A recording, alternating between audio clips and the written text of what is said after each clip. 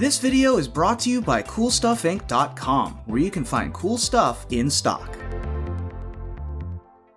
Hello and welcome back to another day in the arena. It's me, it's CGB. Today in the arena, the deck I once again got to mobile Mythic with, and it's not mono red this time. It's mono white Life Blade, as I am calling it. Yep, mono white Lifegain Aggro gets a little bit of a change up, a little bit of an upgrade in Blade Historian as well. So we talked about the Go Wide White deck, and this one is a very similar thing, but focusing more on the life gain side of things. The life gain package for mono white is usually defined by Speaker of the Heavens, Daxos, Blessed by the Sun, and Heliod, the Sun Crowned.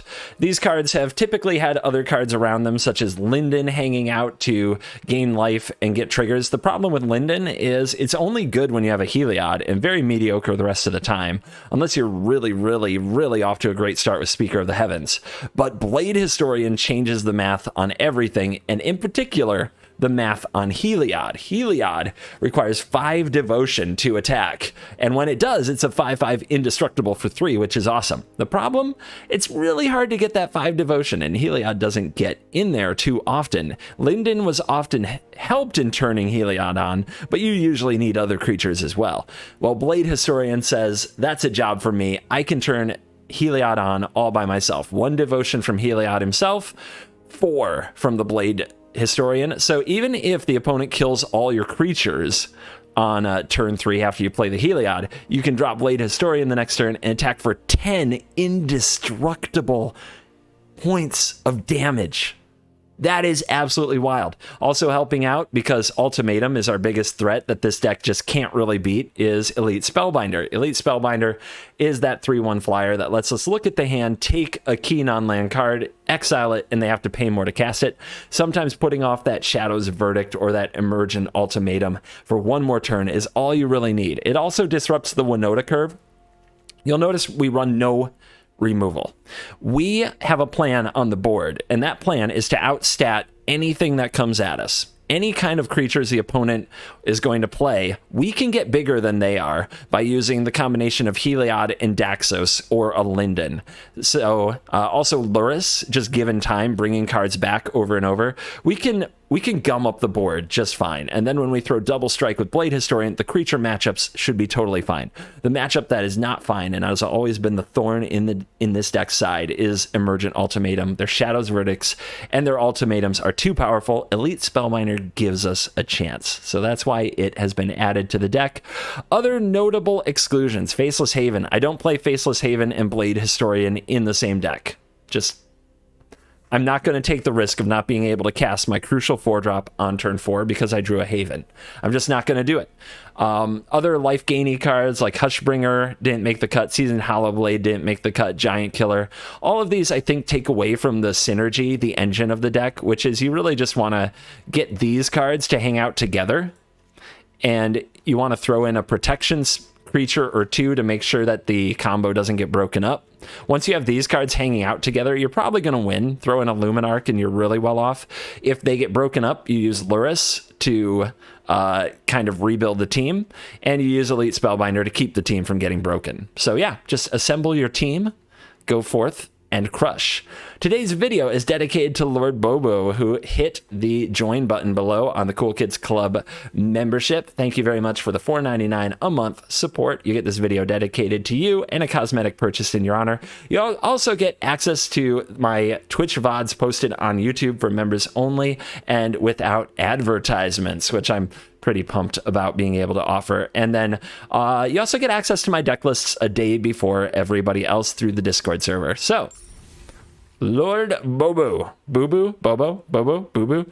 This is a weird one, but we get 75% off a Roiling Vortex. I guess I'll take it. I do have a deck that plays this. It might make a video soon. So this one is dedicated to you. Let's dive in. Let the Lifeblade nonsense begin. All right. Here it is. Luris on the draw, but a good curve. Farming rogues is one of the charms of the deck, I would say, for the most part, but you never know here. Let's go with the bounty and hold the speaker. The bounty can bodyguard some other things.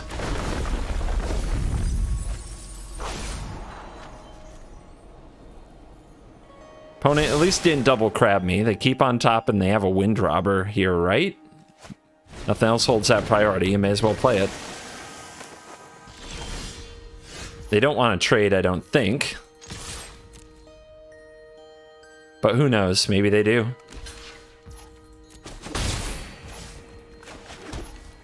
Alright, so they're going to be pecking away. We're going to want to play a Spellbinder into probably Heliod Speakers, so let's play Daxos. We do need Lurrus. Lurrus is a key part of the Farming Rogues arsenal, along with Selfless Savior.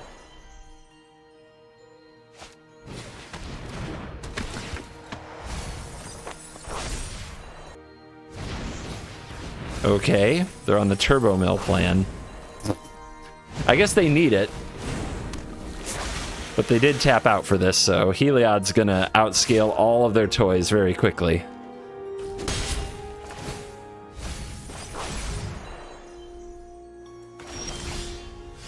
I like the Spellbinders a lot, but I think getting this down is where it's at.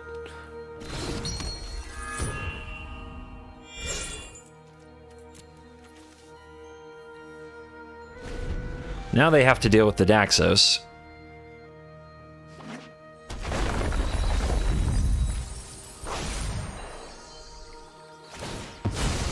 Yawn.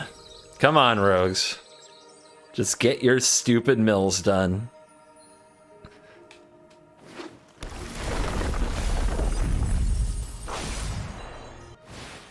Buys Lurrus. Oh, baby. This is gonna get nasty. This is gonna get nasty.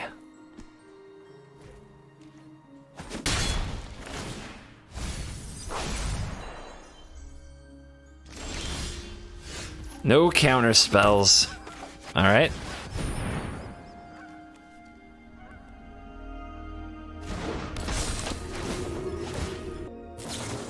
So tiny. We can knock that off later. It's fine. Doesn't really bother me that much. I know it looks like a really good attacker, but we can just boost up our flyers here. We don't need to attack on the ground. All right. Get that Lurrus out of here. Now we'll bring out the speaker.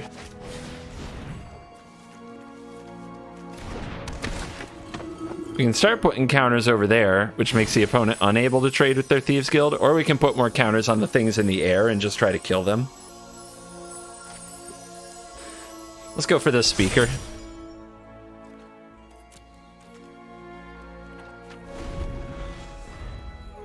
Untap land and they can play Lurrus and try to set up the Wind Robber cycle. We have 29 cards to go, so a little, around half. They draw Drown in the Lock and they go right after the Elite.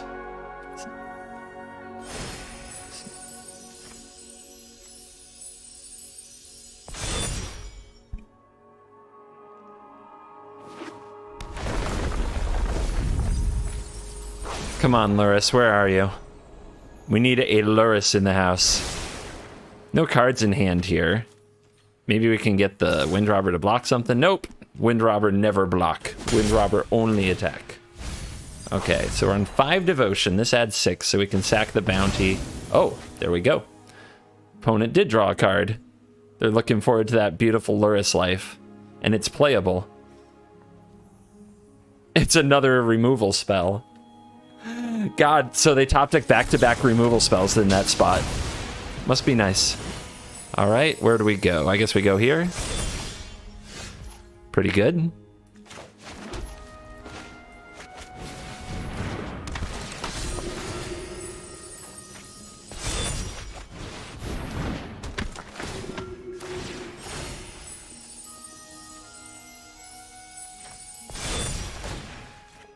Put some counters around. You want to trade this Daxos for that Thieves Guild Enforcer? I guess they just get it back. So that's part of the appeal. But if they do that, I guess I don't have a great recourse if they do that.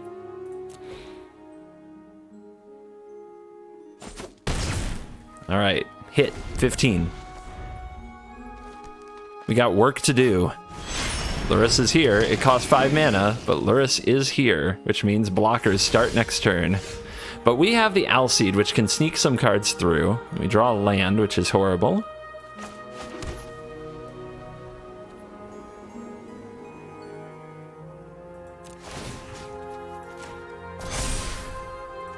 Send in a min. We need to get the opponent to a point where we can break through the defenses. So they have to start blocking this Heliod. All right. Go with a creature. Counter. Spellbinder. Drop them to 9. All right, Lurrus is online. Another crab off the top. Is there a land? They didn't play a land last turn, but they could have drawn the crab last turn. They did draw the land.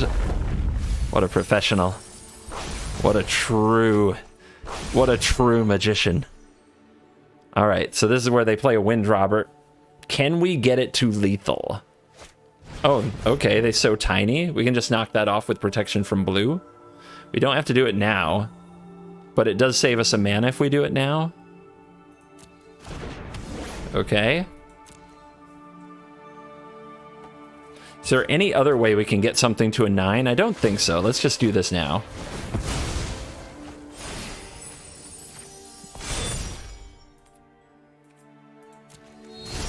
Seven. Oh, that'll do. That will do it.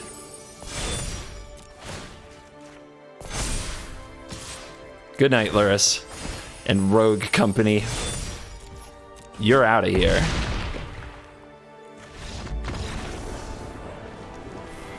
So tiny was not the tech you're looking for.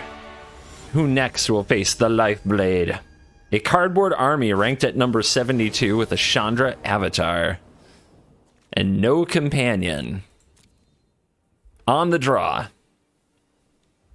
Good hand. Let's hope it's mono red. Weird to say, but totally true here. Yep. And no removal spell for the bounty. Yet. Wait for it. Those bones don't crush themselves. If you don't have Bone Crusher on the play, are you really a mono red player?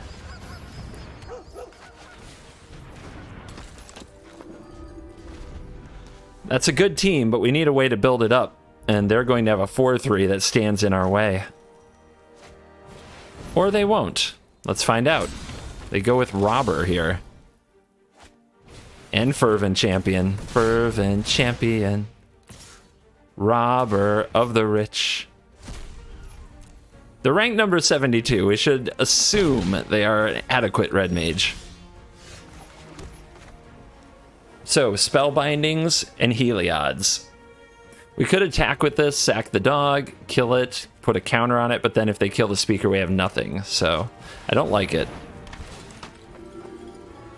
Another Robber, another Bone Crusher, a Phoenix of Ash. Let's get the Bone Crusher Giant. All right, so now if we trade there, what do they have? They just make it a 2/2 sometime in the future. So let's pass. Try to trade our Spellbinder with something before it gets... Okay, they draw the land. Easy. Easy. Steal something bad. That works. I appreciate that. I offer you an Elite Spellbinder. Cool. Lots of options here. The Stomp doesn't look good with a Savior on the board, so I think they'll go with the 3-mana 4/3. But, I don't know. They could play a bird for some reason. Or do nothing. They're going to hold up Stomp and try to clear this speaker. That is a heck of a draw. So we can't attack here because they'll blow it up with their Giant. We could play the Elite and take away their Phoenix of Ash. Neither of these are very scary. This might be a great time to get down the Heliod, and then the next turn use the Linden.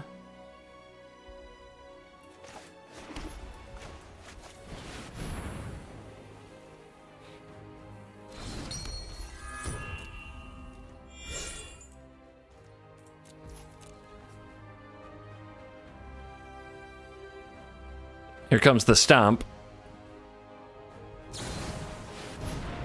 Here's the protection. So now the speaker is naked and the giant is intact. Let's see what the opponent can top deck in this spot. Annex, Hardened in the Forge. Brutal. Brutal card, but look at that. What's better? Both are something. This attacks for 10. I don't think the opponent can kill me next turn even with an Ember Cleave. Let's do the math. 1, 2, 3, 4, 5, 6, 12. All right. And this puts them on basically a 1-turn clock. This is a 5/5 double striker attacking, indestructible. Down to 10 you go.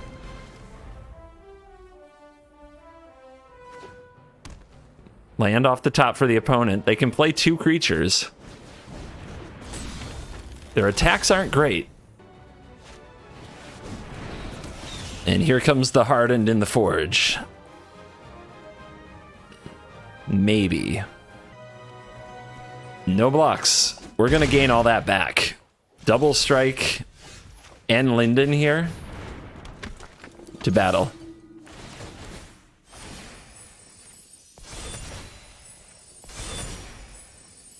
If they want to kill the Historian, they might turn off the Heliod, so let's put a counter over here.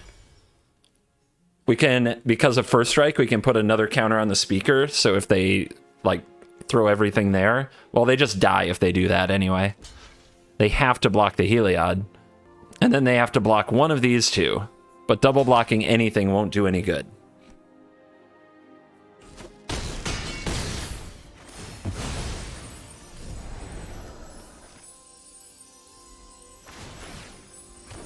The 1/1s are here.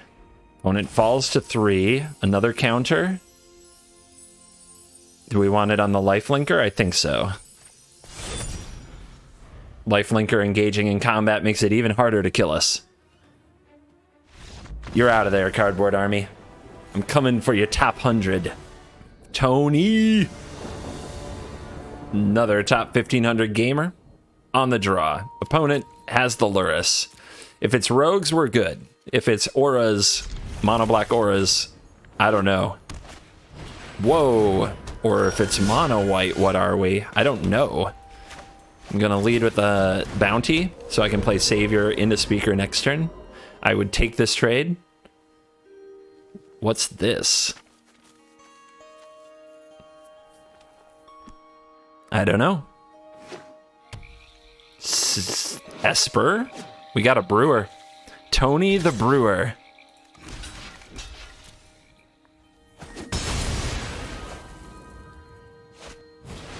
The Hollow Blade.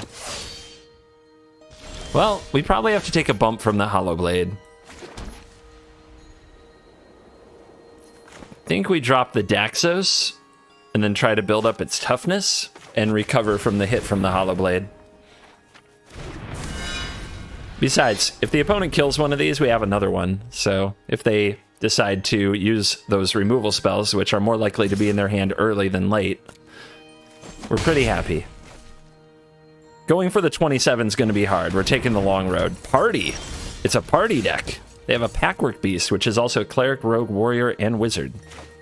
Well, hello. Get me in this hand. I want to know what's cooking. I want to see.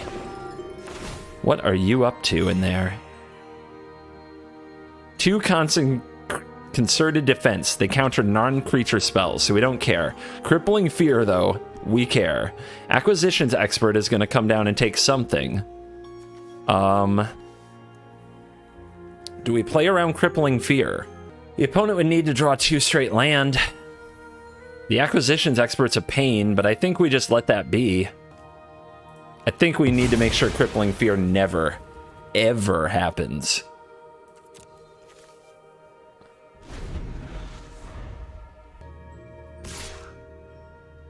What do you think? Do we make them discard? I don't think so.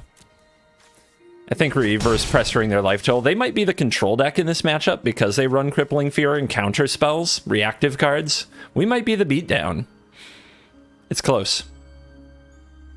Well, they drew something interesting. because the expert was the only play that we see. And they go for it. Which one? I don't know if we're actually going to get to use the speaker, but hey. We still have life gain here, and protection. And the Daxos is going to get a big booty to defend us. They take the Savior. Okay. Let's gain a little life.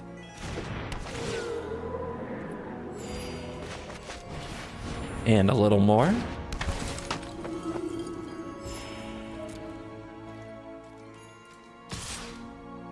Do we attack with... I mean, this isn't very good till we pull a Heliod or a Luminarch Aspirant. I think we defend. We might be the beatdown here. I might be wrong. I don't want to play this right now either. I want to leave up protection. Because we could attack with one, then Legend Rule, play the untapped one to defend. And that might come up later. But not right now. Not right now. Interesting. Very interesting. What you got? What you got? Discard a defense. Yep. Makes sense. Is that all you got? A bluff.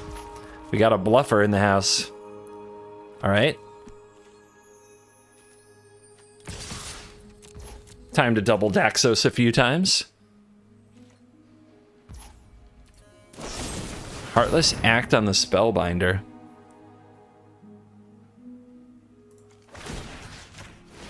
I think we need to keep the pressure on. I think we have to. That's what the opponent drew that was so interesting.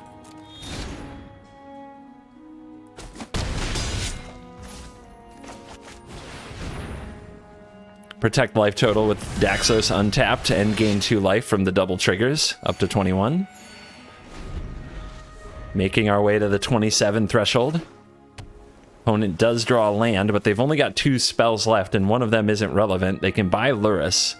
If they attack here, I might not block. If they had a removal spell, they could discard to the Hollowblade, kill the other thing.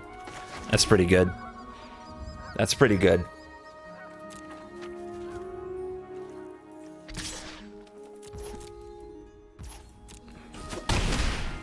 What's Lurrus get you right now? Usha. They're just trying to buy time. They're a crippling fear deck after all. They can't even... Oh, they can cast Lurrus black-white. Of course. Math is happening.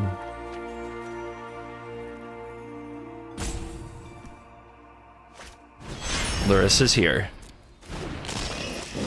The ancient enemy. Oh, we have battled Lurrus across so many decks and so many formats now. Another Spellbinder. 24, 25. I see 25 life.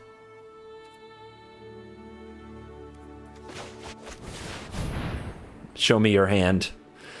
It's a 1-turn clock. Aspirant, another crippling fear. Well, we're taking that.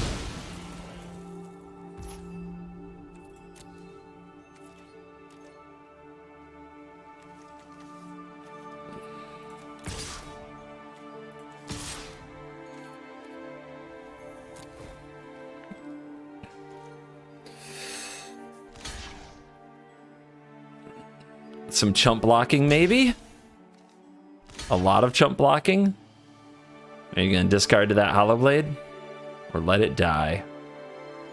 I've got 2 damage to spread, so let's do it like this and force the Hollowblade to be discarded. Let's keep the expert alive.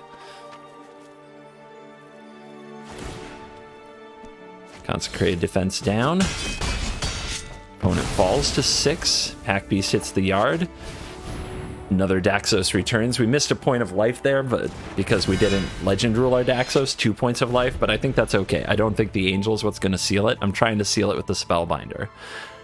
I'm also trying to force the opponent's Lurrus to attack here. Sorry guys, Fun Police is here. We're shutting down this Esper party. Aspirant. The Lurrus has to attack if you're gonna pull this off. There it is. Block here.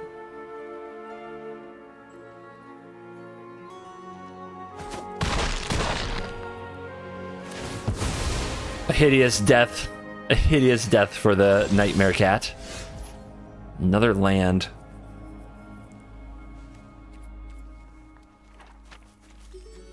Opponent could block with all three, and we could trade the Daxos for the Aspirant and the last card in the opponent's hand.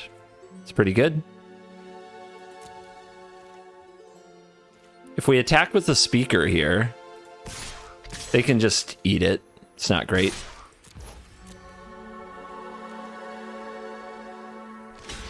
So we got Chumps. Chumps it is.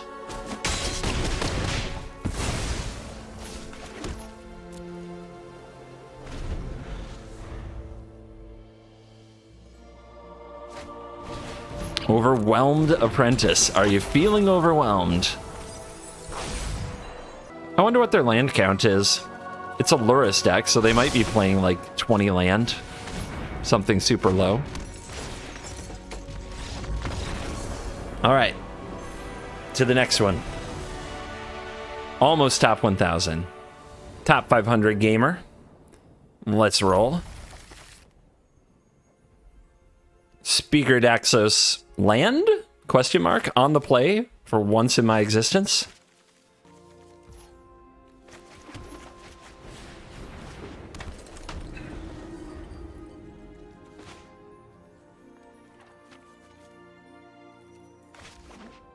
Temple. Could be Winota. Land, nice. Let's start the life counter ticking. How much is this next turn? 22, 23, 24, 25, 26. I see 26. Rimrock. Let's go to it.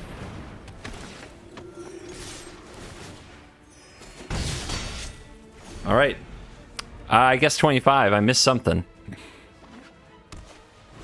Skyclave app target. Spheres the Speaker. Or the Daxos. Or the Linden. Linden it is. No attacks from the thing that can't block. I don't know what to make of that. Well, we get to 27, but we lose this if... This comes in, gains 1. 26. We counter here, attack, that doesn't do it. Let's drop the Spellbinder. We have to stop Winota. Now, because the Shuffler is fine, they might have 2. Just 1.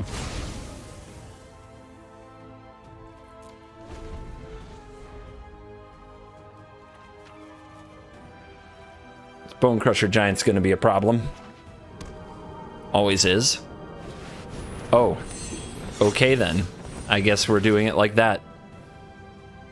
Just... Shuffler's fine. Shuffler is fine, boys and girls. No Blade Historian yet. They gotta go 6 cards deeper. Whiff. Okay. Do we block with a Speaker? We're gonna take a bunch of damage. Speaker is basically dead here, and we need to get their non-humans off the board. Okay. Still at 26. We're gonna start getting attacked a lot. We need to close the game.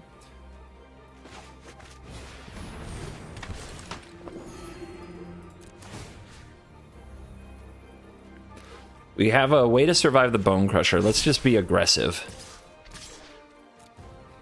Before the opponent reloads this Winota. Down to 9.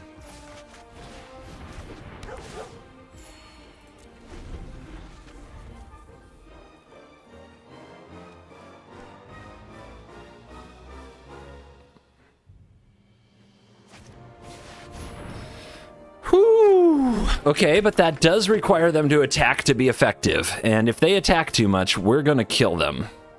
Yeah, turn them sideways. Let's go. No. No, they will not. All right, so the 4/4 is still coming at you. We could buff this up, but they're probably going to block it anyway. We don't want to give this... I guess they know this is coming. If we put a counter here, the Winota blocks it. This wants to block here. This goes in. I think I'd rather force a block on the 5/5.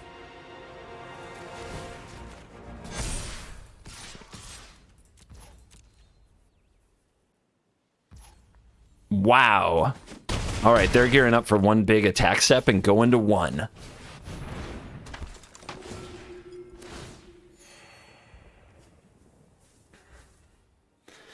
Stomp. Stomp is a pain, but we have the Savior. Let's make this cost the most.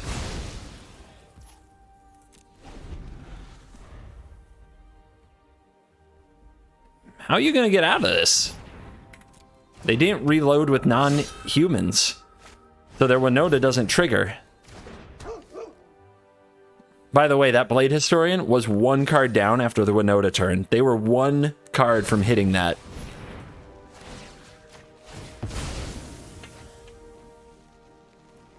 If they had hit the Blade Historian, we wouldn't have been able to take out those creatures, and they would be activating the Winota every turn since. We got really lucky.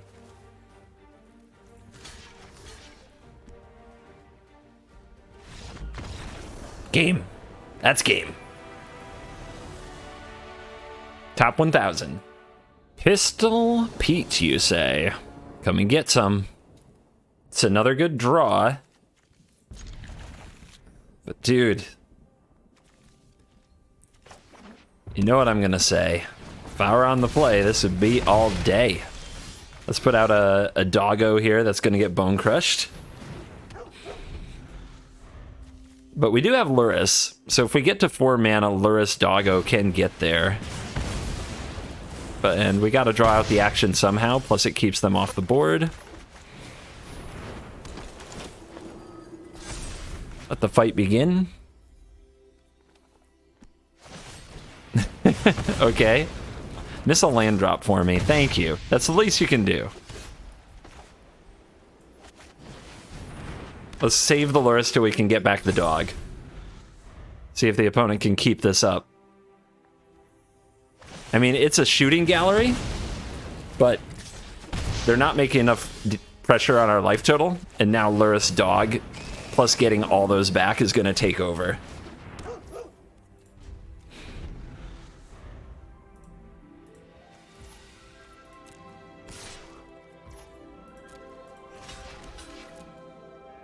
You gotta do something.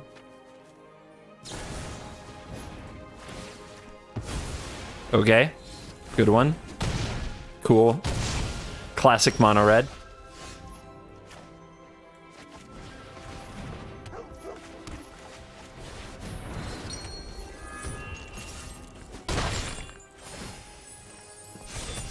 The cat begins to grow. Yep. Lurrus is on the prowl.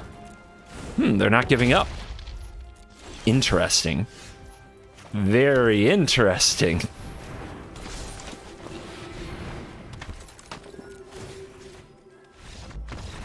That did it. Double striking 20 power. Love it. Expo CT 99% gamer. On the draw against Yorion with no 1-drop, but we do have 2 Spellbinders. Let's put the Spellbinders to the test. The opponent can ramp right through the tax, of course, but maybe they won't. Like, this is why we play the Spellbinder, to give us a chance in this matchup.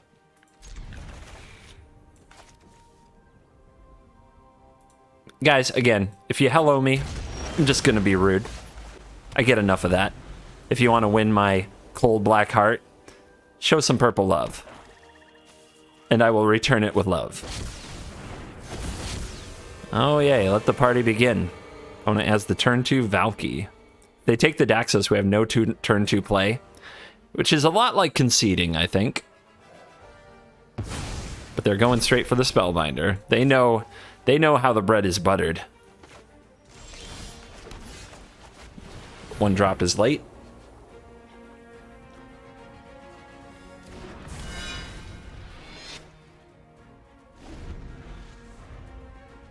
opponent reading their own card thoroughly. You're going to turn it into a 3-1 and attack? Oh. I mean, I would buy Yorion. Wow. Love it. I love it. All right, Heliod, let's roll. We might draw a land, hit Blade Historian, and just get in for $1 million. What does that play even signify? That the opponent... It signifies... Cover the children's ears. It signifies that the opponent has Bolus. And I don't mean the dragon. Alright, foretelling Alrund's Epiphany means now they're in a pretty good racing position. We don't have the land. That's rough. That's very sad. This could be a Jwari disruption. This feels planned to me, so I'm going to play the bounty instead. And we're going to lifelink the Daxos. Maybe. They could kill the Daxos. They would need an eliminate. Okay, Omen. Well, that gives that away. Lifegain will help us anti-race, the Spellbinder.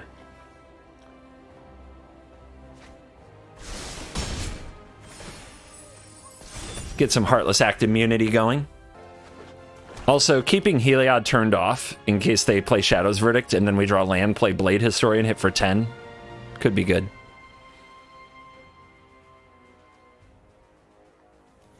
Oh, we're blocking now? We're a blocker?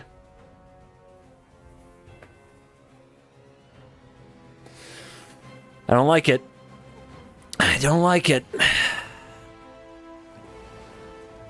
I still feel like they have a Jwari disruption, but if I wait another turn on the Spellbinder, it's just no good. If they counter this, we don't get in. If we turn this on, it is still risky, but if we have a mana open for bounty, we can turn it off at will. What a game to miss those land drops, huh? Opponent finds a Heartless Act. We could sacrifice the bounty. It would save the Aspirant. I don't think it's getting a lot better.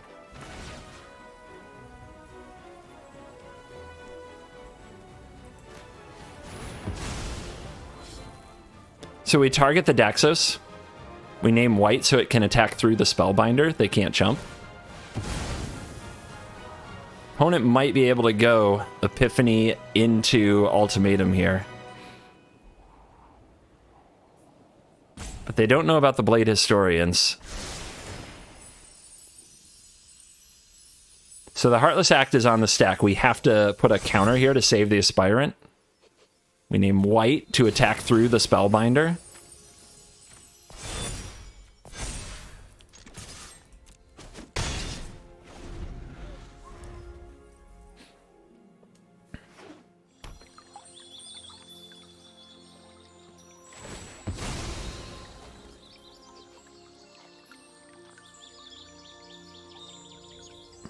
I feel like if we had been on the play, we'd have been much better off in this game because we would have resolved the Spellbinder. Yeah, all we needed in this game was to be on the play. And I think we would have been just fine. Now, we need our opponent to miss a beat. If they just have untapped land Ultimatum, I don't think we win. It'd take a lot of good luck. I wish I had put 1/1/1/1 counter on the Heliod, because then I might have lethal with a Blade Historian if a Shadow's Verdict resolved. Alright, it's a tap land. No Ultimatum yet. Buys Yorion, love it. No attacks, land off the top. Alright, I think here we go for Spellbinder through the disruption. Alright, no Jwari. We're not missing lethal because they could always block with the Blade Historians. Let's get a counter on this Heliod. We talked about that before. Kioribes the Sea God, we can beat that. We can go around it. Yorion, we can beat that. So it's Ultimatum that we have to take. All right. This 5 They could put everything here, but then they die? No, they don't die. They're probably going to spread out the blocks no matter what. Let's just make blocking the Aspirant very hard.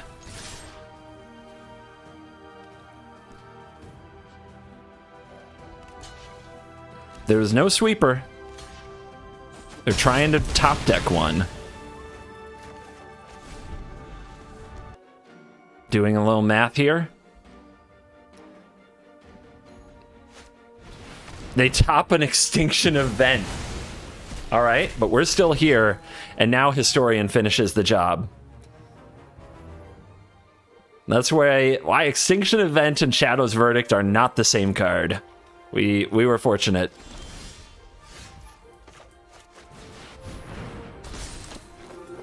Bang. Blade Historian doing what it was brought here to do. Give our Lifegain deck a chance. 6-9-4. Almost nice. The spin kicker. Let's go. On the play. A little bit of lifelink in my life. You love to see it.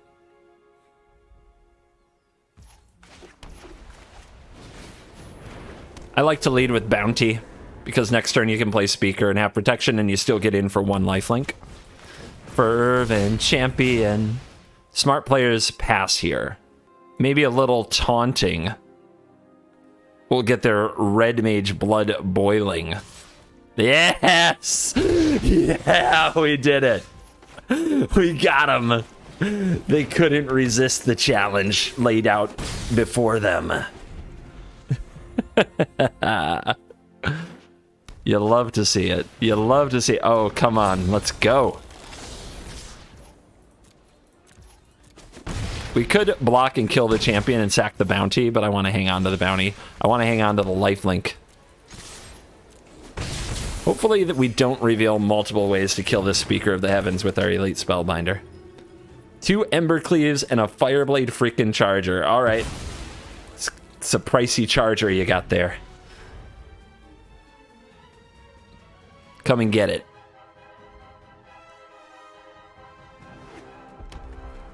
Three mana charger? Yes, please. It does make the Blade Historian a lot worse. Oh, no attacks. All right. You want to fight me next turn? You can, but I'm going to hit you this turn. I'm not afraid of your Embercleave. Take 6. If they attack here, it's just no blocks all the way, and then turn around and kill them. There you go. Just don't engage them in combat. Do not engage with the Red Mage. Does that rhyme? A lot like the sword is lit, but this time you are not legit. Welcome to the 606. Allegations, number 381. I'm coming for the spot. On the play. We're going to need to draw some land. It's Yorion, and we don't have a 2-drop. So, lands are welcome, and 2-drops are welcome. More 3-drops and 4-drops. I don't know if we're going to be able to win. All right, this is a huge draw step, guys. We've got to have the land. Luminarch Aspirant would be fine, too. Rip. That's game. We have lost the battle. We are sitting duck. By Yorion? Predation? Enjoy. Actually, if they're gonna make a play, I like that one because our hand is so pointless and redundant.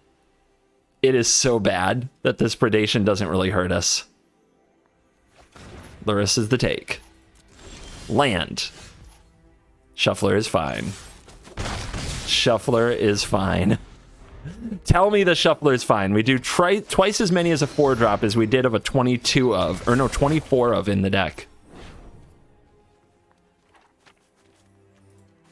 We want to keep the freemium around. Because we might have to tap out to play these things. All right, cool. Doing it.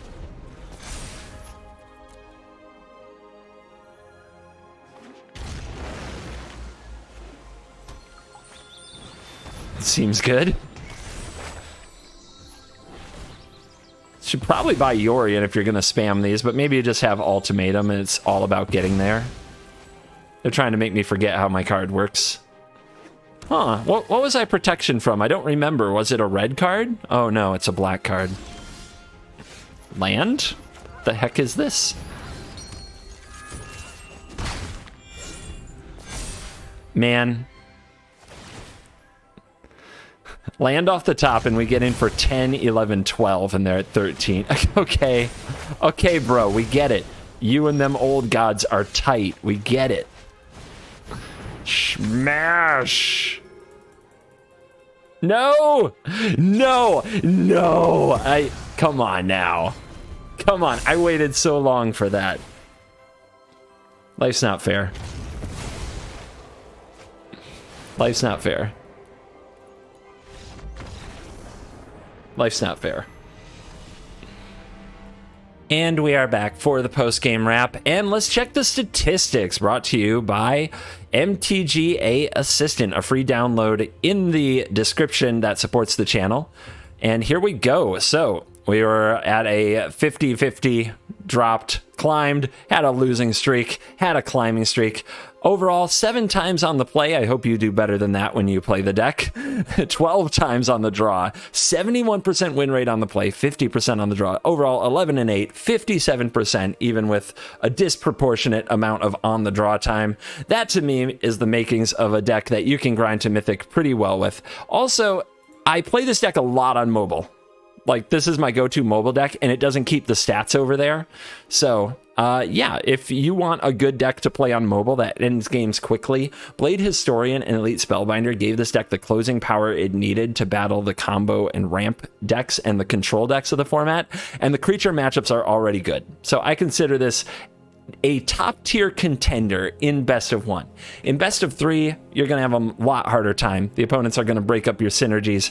They're going to have good answers to the speaker, which kind of locks you into a game plan. Your Daxos isn't going to get going as often. The exile effects are going to come from all over the place. But in best of 1, Mono White Lifegain, in my opinion, is a tier 1 contender. And I know with time, discipline, dedication, and focus, the members of the Cool Kids Club can get to Mythic.